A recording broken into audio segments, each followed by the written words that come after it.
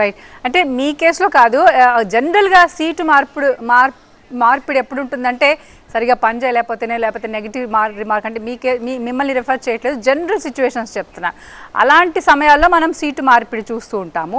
కానీ మీరు వేరే ఇన్ఛార్జ్ మారారు కాబట్టి ఇలా మారిన వాళ్ళలో జనరల్‌గా అసంతృప్తి చూస్తూ ఉంటాము. మీలో అది కూడా లేదు. You are very stable and prepared with kind of thing.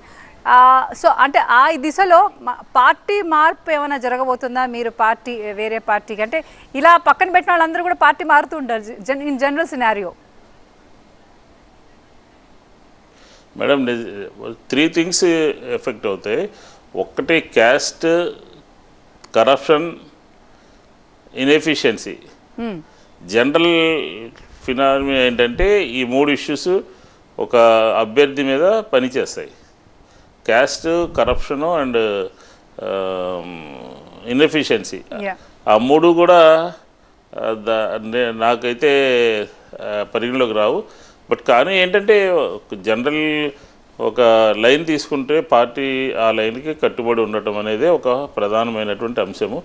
కాబట్టి అదే జరిగింది. రైట్. మీకు సన్నిహితులు అన్నవాళ్ళు కూడా ఈ మధ్య పార్టీ మారి వేరే పార్టీలోకి చేరారు.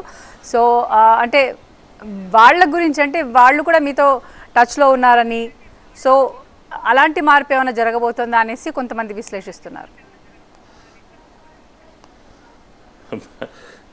మేడం నన్ను ఎందుకు ఒక లైన్లోకి తీసుకెళ్ళాలనుకుంటారు? నేనైతే ఖచ్చితంగా చెప్తున్నాను, ఇప్పుడు ఎవరు ఒపీనియన్ వాళ్ళకు ఉంటుంది. వాళ్ళు ఏదో రకరకాలుగా బిహేవ్ చేశారని నేనైతే ఆ లైన్లో లేను. కాబట్టి నన్ను ఆ లైన్లో తీసుకెళ్ళద్దు. రైట్. మీరు కన్ఫర్మ్ చేశారు కాబట్టి ఇక ఇప్పటి నుంచి అంటే క్వశ్చన్స్ వేరే విధంగా ఉంటాయి. Why not 175? సో మొత్తానికి వై నాట్ 175 లక్ష్యం దిశగానే అందరూ పనిచేస్తున్నట్టుగా తెలుస్తోంది, అంతేనా? అవును సార్, మిషన్ 175. సో అంటే ఎందుకంటే ఒక నిమిషం మేడం చెప్పండి. ఎందుకంటే 2014లో జస్ట్ అధికారం దూరంగా ఉన్న 2019లో 175కి 151 సీట్లు వచ్చాయి. 50% ఆఫ్ పబ్లిక్ ఓట్ షేర్తో వచ్చింది. కాబట్టి మనము ప్రతిపక్షం వీక్గా ఉన్నా, ప్రతిపక్షము లేకపోతే అబద్ధాలు చెప్పి మన మీద దాడి చేస్తున్నా, మనం పర్ఫెక్ట్గా పనిచేస్తున్నాం. కాబట్టి ఎందుకుని 175కి 175 రాకూడదు అని చెప్పని ఒక సంవత్సర కాలంగా ఒక మిషన్ 175 పేరు మీద మేమంతా పార్టీ యంత్రాంగం అంతా కూడా పనిచేస్తూ ఉంది. కాబట్టి మొత్తం ప్రజలకి మన ఇంతటి మేలు చేసినటువంటి ప్రభుత్వం కానీ, లేదంటే సంక్షేమం కానీ, డెవలప్మెంట్ కానీ, పబ్లిక్ అంతా కూడా దుష్ప్రచారం ఏం చేస్తారంటే బయట ఓన్లీ సంక్షేమం మీద మాత్రమే జరుగుతుంది ఈ ప్రభుత్వంలో, డెవలప్మెంట్ లేదు అని చెప్పని ఒక విమర్శ చేస్తుంటారు. కాదు, అది కరెక్ట్ కాదు. కాబట్టి రెండూ సమానంగా జరుగుతున్నాయి, రెండూ సమానంగా చేసాం. కాబట్టి 175కి 175 రావాలి అని ఒక టార్గెట్గా పెట్టుకుని పనిచేయడం జరిగింది.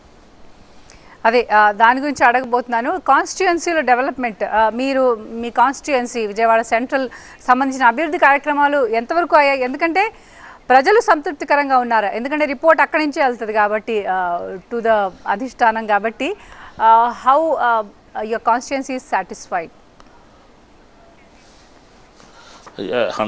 99% సాటిస్ఫాక్షన్. నేనైతే 99% సాటిస్ఫాక్షన్.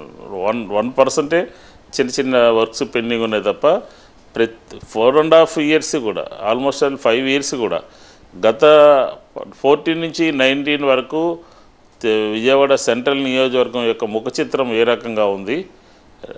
ఈరోజు నేను ఎమ్మెల్యే 5 years ప్రజలు ఇచ్చినటువంటి టైము దగ్గర పడుతున్నటువంటి తరుణంలో ఈరోజు పోయి చూస్తే విజయవాడ సెంట్రల్ నియోజకవర్గం యొక్క ముఖ చిత్రం ఎలా ఉంది అని చెప్పని మనం ఒకసారి బేరేజ్ వేసుకుంటే, లేకపోతే పోల్చుకుంటే 14 నుంచి 19 వరకు ఏమీ జరగనటువంటి పరిస్థితిలో ఈరోజు 5 yearsలో రోడ్లు ఆల్మోస్ట్ ఒక 5% 10% తప్ప మొత్తం అంతా కూడా కంప్లీటెడ్గా రోడ్లన్నీ కూడా కంప్లీట్ చేయడం జరిగింది. రోడ్ల మీద ఎక్కువ ఫోకస్ పెట్టామన్నమాట. మేజర్గా రోడ్స్ మీద చాలా సాటిస్ఫాక్షన్గా ఉన్నాం అన్నమాట.